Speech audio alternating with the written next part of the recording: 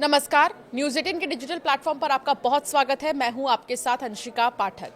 1 अक्टूबर शुरू होने में बस कुछ ही दिन बचे हैं, लेकिन ये जानना बहुत ज़रूरी है कि 1 अक्टूबर से क्या बदलाव हो रही है, किन चीज़ों में बदलाव हो रहे हैं, किन चीज़ों की कीमतों में बदलाव हो रहे हैं, आपकी जेब पर इसका क्या असर पड़ेगा, या कोई डॉक्यूमेंट का काम है अगर आपका, तो वो आपको कब तक पूरे करने हैं, ये जल्दी से आप जान लीजिए। अगर पैसे नहीं गंवाने हैं तो ज़रूर इस वीडियो को आप देखिए। 1 अक्टूबर से बहुत कुछ बदलने वाला है, जिसका असर आपकी जेब पर, आर्थिक स्थिति पर और कई सारी स्थितियों पर जो है पड़ने वाला है। लेकिन उससे पहले ये जानना बहुत ज़रूरी है कि वो बदलाव कौन कौन से हैं। ये बदलाव आपके गैस सिलेंडर, घर में रखे हुए गैस सिलेंडर को लेकर भी हो सकते हैं। ये बदलाव आपके बैंक से जुड़े कामों में भी हो सकते हैं। तो इसीलिए ध्यान से इस पूरे वीडियो को देखिए। आर्थिक स्थिति पर, सामाजिक स्थिति पर, यानी कई क्षेत्रों पर इसका बदलाव का असर जो है देखने को मिलेगा। कुछ रूटीन बदलाव है जो हर महीने होते हैं, लेकिन कुछ कानूनी बदलाव हैं जो इस महीने से लागू हो जाएंगे। IRCTC ऑनलाइन टिकट बुकिंग वाला नियम आपको पता ही है। इस पर एक अलग वीडियो में डिटेल में बात हो चुकी है। मोटा मोटी आपको बता देते हैं कि 1 अक्टूबर से आधार ऑथेंटिफिकेशन, आरक्षित सीट या टिकट बुकिंग के लिए कंपलसरी होगा। IRCTC वेबसाइट या ऐप के जरिए ऑनलाइन टिकट बुकिंग पहले 15 मिनट के भीतर ही की जा सकेगी। पहले ये सिर्फ तत्काल बुकिंग पर ही लागू होता था। आधार प्रमाणीकरण के जरिए शुरुआती ऑनलाइन बुकिंग को लिमिटेड करना, बल्क में बुकिंग को कम करना, टिकटों की दोबारा बिक्री को रोकना, ताकि आसान और ट्रांसपेरेंट प्रोसेस हो जाए। मतलब आधार लिंक करो, 15 मिनट पहले टिकट लो, इसके बाद बुकिंग सामान्य हो जाती है। सभी रजिस्टर्ड यूजर टिकट ले सकेंगे। PRS काउंटर वाले तरीके में कोई बदलाव नहीं है। भौतिक टिकट बुकिंग हमेशा की तरह जारी रहेगी। अधिकृत एजेंट तत्काल बुकिंग के लिए 10 मिनट की प्रतिबंध का जो सामना है वो करना जारी रखेंगे। इसके अलावा 1 अक्टूबर से 500 के नोटों के साथ नकद लेने पर सख्त नियम लगाए जाएंगे। अब कोई भी व्यक्ति एक बार में 10,000 से ज्यादा का नकद भुगतान नहीं कर सकेगा। ये सीमा सभी प्रकार के व्यापारिक और व्यक्तिगत लेन देन पर लागू होगी। बड़े लेन देन के लिए लोगों को डिजिटल माध्यमों का उपयोग करना होगा। इस नियम का पालन न करने पर गंभीर परिणाम भुगतने हो सकते हैं। व्यापारियों और दुकानदारों को विशेष सावधानी बरतनी होगी। बैंकों में नोट जमा करते समय पहचान पत्र और आवश्यक दस्तावेज दिखाना अनिवार्य होगा। RBI ने स्पष्ट किया है कि नोटों की नियमित जांच की जाएगी और किसी भी प्रकार की अनियमितता पर तत्काल कार्रवाई होगी। NPS में बड़ा बदलाव। Pension fund regulatory and development authority ने NPS में एक बड़ा सुधार किया है, जो 1 अक्टूबर 2025 से लागू हो जाएगा। मल्टीपल स्कीम फ्रेमवर्क नामक ये नया नियम खास तौर पर नॉन गवर्नमेंट सेक्टर के कर्मचारियों, कॉर्पोरेट प्रोफेशनल्स और गिग वर्कर्स, मतलब जो फ्रीलांस टाइप का काम करते हैं, उनके लिए फायदेमंद होगा। इस बदलाव का मकसद NPS को और अधिक फ्लेक्सिबल बनाना है। दूसरा, एक पैन से कई स्कीमों में निवेश।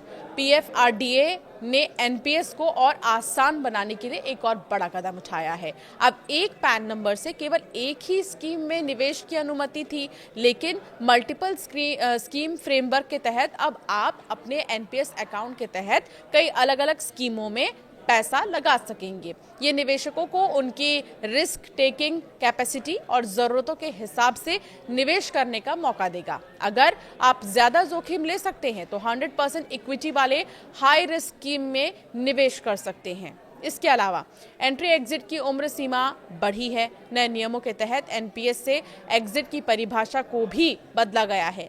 NPS वात्सल्य और नॉन गवर्नमेंट पेंशन स्कीम के लिए अलग से एग्जिट की तैयारी की जाएगी। सबसे बड़ा बदलाव ये है कि अब NPS में एंट्री और एग्जिट के लिए आयु सीमा को बढ़ाया जाएगा, जिससे ज्यादा लोग इस योजना का लाभ उठा सकेंगे। इसके अलावा लमसम विड्रॉल की लिमिट भी बढ़ेगी और ऑटोमेटिक कंटिन्यूएशन की सुविधा भी मिलेगी। पेंशन स्कीम के चार्ज में बदलाव है। PFRDA ने NPS, अटल पेंशन योजना और अन्य पेंशन स्कीमों के लिए सेंट्रल रिकॉर्ड कीपिंग एजेंसियों द्वारा वसूले जाने वाले शुल्क में भी बदलाव किया है। सरकारी कर्मचारियों के लिए PRAN यानी कि परमानेंट रिटायरमेंट अकाउंट नंबर खोलने पर 18 रुपये और ऑफलाइन PRAN कार्ड के लिए 40 रुपए देने होंगे। जीरो बैलेंस वाले अकाउंट और लेन देन पर कोई शुल्क नहीं लिया जाएगा। ऑनलाइन गेमिंग के नए नियम है, ये बहुत जरूरी बदलाव है। केंद्रीय सूचना एवं प्रौद्योगिकी मंत्री अश्विनी वैष्णव ने इसका ऐलान कर दिया था। ऑनलाइन गेमिंग से जुड़े नए नियम 1 अक्टूबर से लागू हो जाएंगे। ये कानून राष्ट्रपति द्रौपदी मुर्मू द्वारा 22 अगस्त 2025 को मंजूर किया गया था, जिसका उद्देश्य ऑनलाइन गेमिंग में पारदर्शिता लाना और खिलाड़ियों को होने वाले वित्तीय नुकसान को रोकना है। ये कानून तुरंत पैसे कमाने के भ्रामक वादों पर ग्रोथ करने वाले गेमिंग प्लेटफॉर्म की लत, वित्तीय बर्बादी और सामाजिक संकट को रोकने के लिए बनाया गया है। तुरंत पैसा कमाने का लालच देने वाले ये ऐप्स आपसे बदले में कुछ ना कुछ इन्वेस्ट करने के लिए भी कहते हैं। अब ऐसे में लालच में लोग पैसे लगाते हैं, फिर चाहे उन्हें उधार ही क्यों ना लेना पड़ जाए। राज्यसभा में अश्विनी वैष्णव ने कहा था कि एक अनुमान के अनुसार 45 करोड़ लोग ऑनलाइन मनी गेम्स से नकारात्मक रूप से प्रभावित हैं और इसके कारण उन्हें 20,000 करोड़ रुपए से भी ज्यादा का नुकसान हुआ है। ये नियम भारत और विदेश से संचालित सभी ऑनलाइन गेमिंग प्लेटफॉर्म पर लागू किए जाएंगे। साथ ही ऑनलाइन मनी गेम्स और इनके प्रचार प्रसार और वित्तीय लेन देन पर प्रतिबंध रहेगा।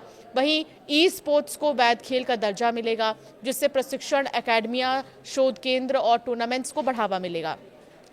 ऑनलाइन मनी गेम्स की सुविधा प्रदान करने पर 3 साल तक की कैद और 1 करोड़ रुपए तक का जुर्माना हो सकता है। इन खेलों से जुड़े वित्तीय लेन देन पर भी समान दंड का प्रावधान है। ऐसे खेलों का विज्ञापन करने पर 2 साल तक की जेल और 50 लाख रुपए तक का जुर्माना हो सकता है। बार बार अपराध करने वालों को कड़ी सजा का सामना करना पड़ेगा, जिसमें 5 साल तक की कैद और 2 करोड़ रुपए तक का जुर्माना शामिल है। प्रमुख प्रावधानों के तहत अपराध संज्ञेय और गैर जमानती होंगे, यानी कि पुलिस बिना वारंट के गिरफ्तारी कर सकती है और जमानत का अधिकार नहीं होगा। भारतीय न्याय संहिता 2023 की धारा 111 गैरकानूनी आर्थिक गतिविधियों और साइबर अपराधों के लिए दंड का प्रावधान करती है। धारा 112 में अनधिकृत सट्टेबाजी और जुए के लिए सजा का प्रावधान है। अपराधियों को जुर्माने के साथ न्यूनतम 1 साल की कैद, जिसे 7 वर्ष तक बढ़ाए जाने के प्रावधान है। और अब रूटीन की बात करेंगे तो 1 अक्टूबर से होने वाले बदलावों में लोगों की सबसे ज्यादा निगाह एलपीजी सिलेंडर की कीमतों पर होने वाली है, क्योंकि ये सीधे रसोई के बजट से जुड़ा हुआ है। बता दें कि बीते कुछ महीनों में ऑयल मार्केटिंग कंपनियों ने 19 किलोग्राम वाले गैस सिलेंडर की कीमतों में तो बदलाव किया, लेकिन 14 किलोग्राम वाले घरेलू एलपीजी सिलेंडर की कीमतों में लंबे समय से कोई बदलाव नहीं हुआ। दिल्ली, मुंबई से लेकर कोलकाता, चेन्नई समेत तमाम शहरों में इस सिलेंडर का भाव आखिरी बार 8 अप्रैल 2025 को बदला था। ऐसे में इस बार यहां पर राहत की आस लगी है। इसके अलावा एटीएफ, सीएनजी, पीएनजी की कीमतें भी संशोधित हो सकती हैं। तो ये कुछ बदलाव हैं जो 1 अक्टूबर से होंगे, जो आपकी जेब पर बहुत ज्यादा असर डालेंगे। तो इन्हें आप जरूर इन सब का ध्यान दीजिएगा और जहां भी आप जा रहे हैं खरीदारी के लिए, उसका भी खास ख्याल रखिएगा। जीएसटी रिफॉर्म के बाद 1 अक्टूबर से इसका असर और भी ज्यादा आपको देखने को मिलेगा। जीएसटी के दरों में जो बदलाव हुए हैं, प्रोडक्ट्स पर आपको कई जगह पर बदलाव के रेट्स नहीं मिल रहे होंगे, लेकिन 1 अक्टूबर से आपको ये बदलाव और भी ज्यादा दिखाई देने लगेगा। आपकी क्या राय है, हमें जरूर कॉमेंट कर बताएं।